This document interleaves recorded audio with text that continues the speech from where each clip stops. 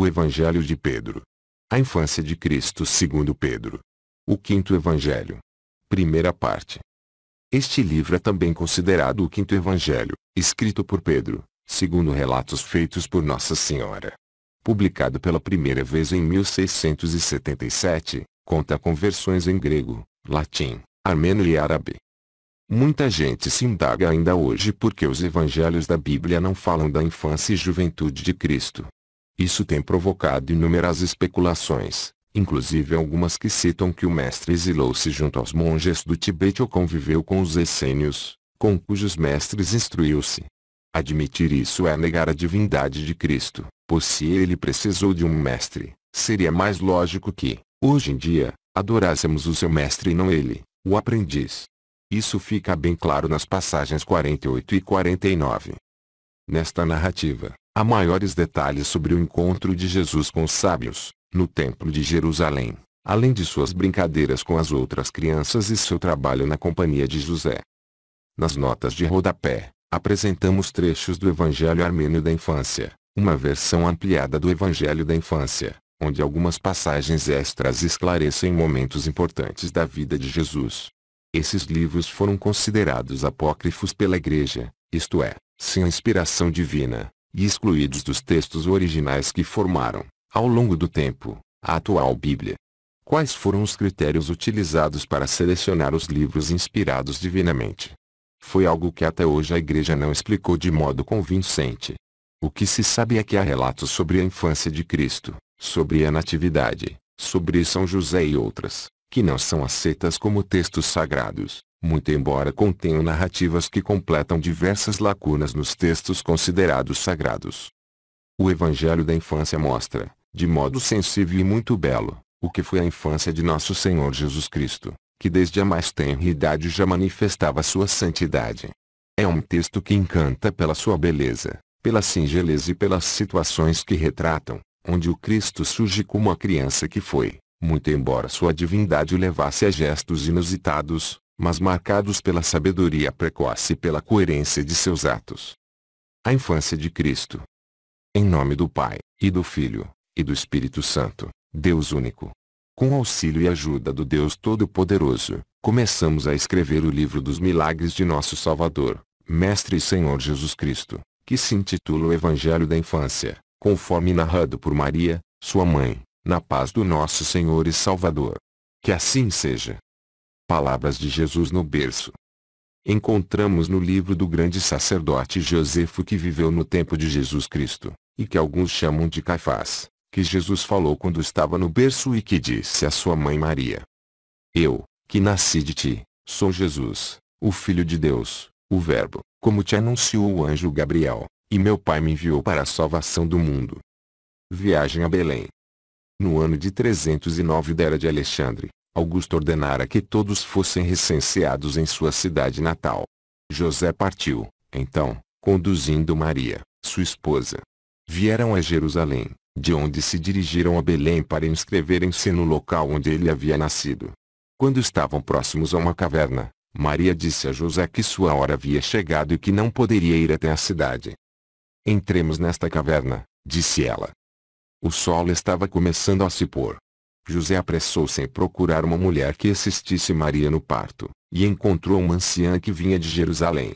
Saudando-a, disse-lhe: Entra na caverna onde encontrarás uma mulher em trabalho de parto. A parteira de Jerusalém.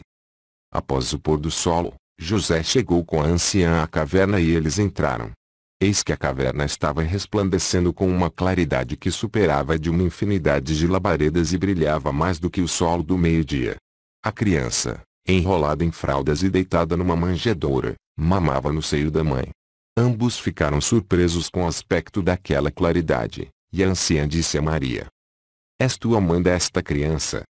Ao responder afirmativamente Maria, disse-lhe: Não é semelhante às filhas de Eva. Maria respondeu: Assim como entre as crianças dos homens não há nenhuma que seja semelhante ao meu filho, assim também sua mãe não tem par entre todas as mulheres. A anciã disse então: Senhora e ama, vim para receber uma recompensa que perdurará para todo sempre. Maria lhe disse: Então, põe tuas mãos sobre a criança. Quando a anciã o fez, foi purificada.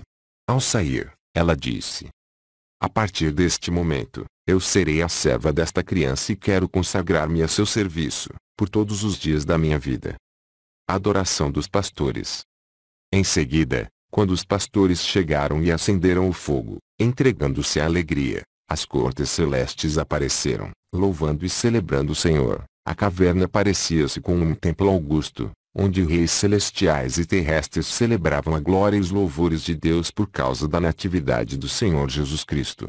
E esta anciã hebreia, vendo estes milagres resplandecentes, rendia graças a Deus, dizendo: eu te rendo graças, ó Deus, Deus de Israel, porque os meus olhos viram a natividade do Salvador do mundo.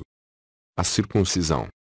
Quando chegou o tempo da circuncisão, isto é, o 8º dia, época na qual o recém-nascido deve ser circuncidado segundo a lei, eles o circuncidaram na caverna e a velha anciã recolheu o prepúcio e colocou em um vaso de alabastro, cheio de óleo de nardo velho. Como tivesse um filho que comercializava perfumes, Maria deu-lhe o vaso, dizendo: muito cuidado para não vender este vaso cheio de perfume de nardo, mesmo que te ofereçam 300 dinares. E este é o vaso que Maria, a pecadora, comprou e derramou sobre a cabeça e sobre os pés de nosso Senhor Jesus Cristo, enxugando-os com seus cabelos. Quando 10 dias se haviam passado, eles levaram a criança para Jerusalém, e ao término da quarentena, eles o apresentaram no templo do Senhor, oferecendo por ele as oferendas prescritas pela lei de Moisés, que diz: toda criança do sexo masculino que sair de sua mãe será chamada ao santo de Deus. Apresentação no templo. O velho Simeão viu o menino Jesus resplandecente de claridade como um facho de luz, quando a Virgem Maria, cheia de alegria, entrou com ele em seus braços. Uma multidão de anjos rodeava-o, louvando e acompanhando-o, assim como os satélites de honra seguem seu rei.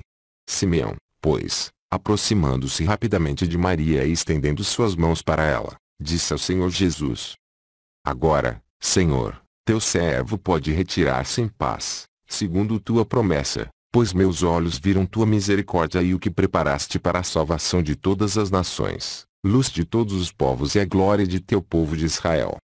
A profetisa Ana também estava presente, rendia graças a Deus e celebrava a felicidade de Maria. Adoração dos magos. Aconteceu que, enquanto o Senhor vinha ao mundo em Belém, cidade da Judéia, magos vieram de países do Oriente a Jerusalém, tal como havia predito Zoroastro, e com eles traziam presentes, ouro, incenso e mirra. Adoraram a criança e renderam-lhe homenagem com seus presentes. Então Maria pegou uma das faixas, nas quais a criança estava envolvida, e deu aos magos que receberam-na como uma dádiva de valor inestimável. Nesta mesma hora, apareceu-lhes um anjo sob a forma de uma estrela que já lhes havia servido de guia, e eles partiram, seguindo sua luz, até que estivessem de volta à sua pátria. A chegada dos magos à sua terra. Os reis e os príncipes apressaram-se em se reunir em torno dos magos, perguntando-lhes o que haviam visto e o que havia feito, como haviam ido, como haviam voltado e que companheiros eles haviam tido então durante a viagem. Os magos mostraram-lhes a faixa que Maria lhes havia dado. Em seguida, celebraram uma festa, acenderam o fogo segundo seus costumes, adoraram a faixa e a jogaram nas chamas. As chamas envolveram-na. Ao apagar-se o fogo, eles retiraram o pano e viram que as chamas não haviam deixado nele nenhum vestígio.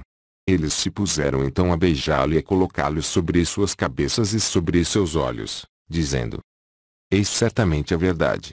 Qual é pois o preço deste objeto que o fogo não pode nem consumir nem danificar? E pegando-o, depositaram-no com grande veneração entre os seus tesouros. A cólera de Herodes. Herodes, vendo que os magos não retornavam a visitá-lo, reuniu os sacerdotes e os doutores e disse-lhes: mostrai-me onde deve nascer o Cristo. Quando responderam que era em Belém, cidade da Judéia, Herodes pôs-se a tramar, em seu espírito, o assassinato do Senhor Jesus. Então um anjo apareceu a José, durante o sono, e disse-lhe: levanta-te, pega a criança e sua mãe e foge para o Egito. Quando o galo cantou, José levantou-se e partiu. Fuga para o Egito. Enquanto ele refletia sobre o caminho que ele devia seguir, a aurora o surpreendeu. A correia das celas se havia rompido ao se aproximarem de uma grande cidade, onde havia um ídolo, ao qual os outros ídolos e divindades do Egito rendiam homenagem e ofereciam presentes. Sempre que Satã falava pela boca do ídolo, os sacerdotes relatavam o que ele dizia aos habitantes do Egito e de suas margens. Um sacerdote tinha um filho de 30 anos que estava possuído por um grande número de demônios. Ele profetizava e enunciava muitas coisas. Quando os demônios se apossavam dele, rasgavam suas roupas e ele corria nu pela cidade, jogando pedras nos homens. A hospedaria dessa cidade ficava perto deste ídolo. Quando José e Maria lá chegaram e se hospedaram, os habitantes ficaram profundamente perturbados e todos os príncipes e sacerdotes dos ídolos se reuniram ao redor desse ídolo, perguntando-lhe: de onde vem esta agitação universal e qual é a causa deste pavor que se apoderou de nosso país?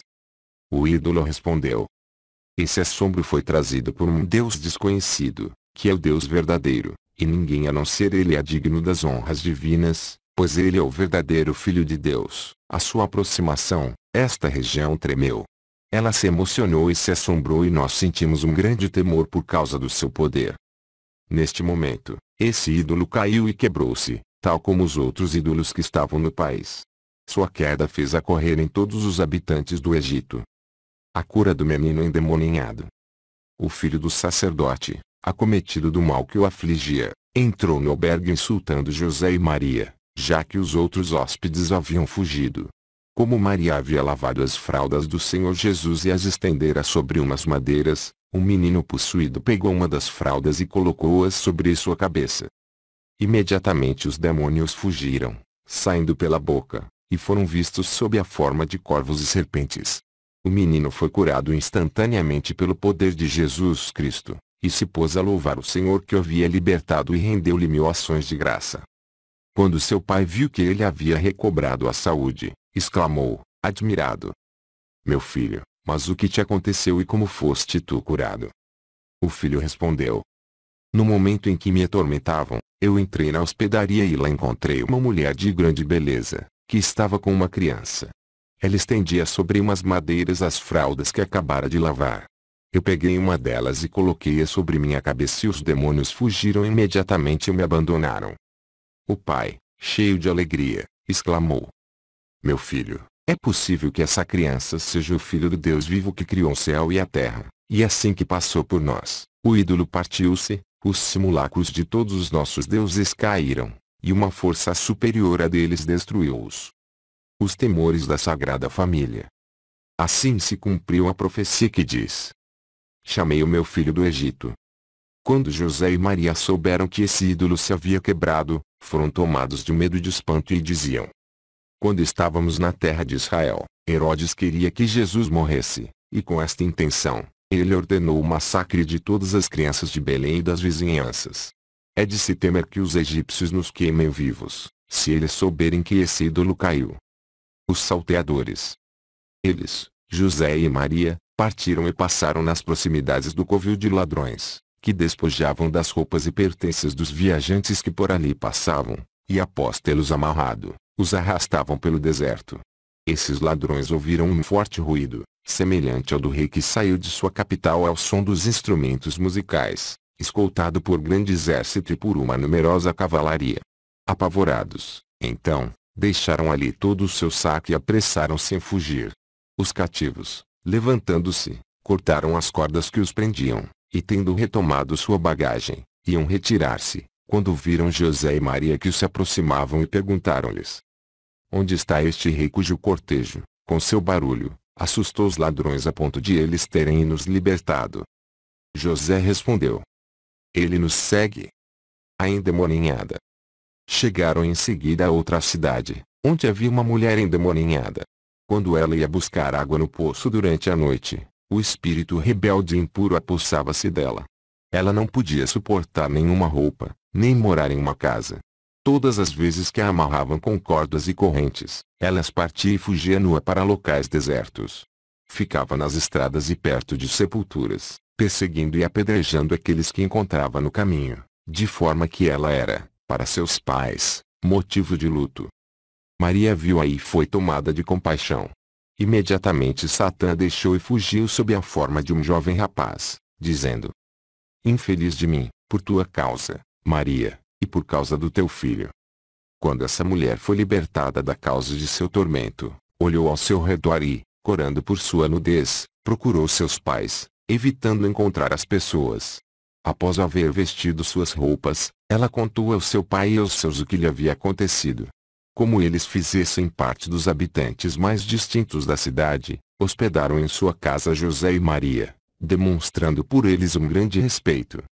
A jovem muda. No dia seguinte, José e Maria prosseguiram sua viagem. À noite chegaram a uma cidade onde estava sendo celebrado um casamento.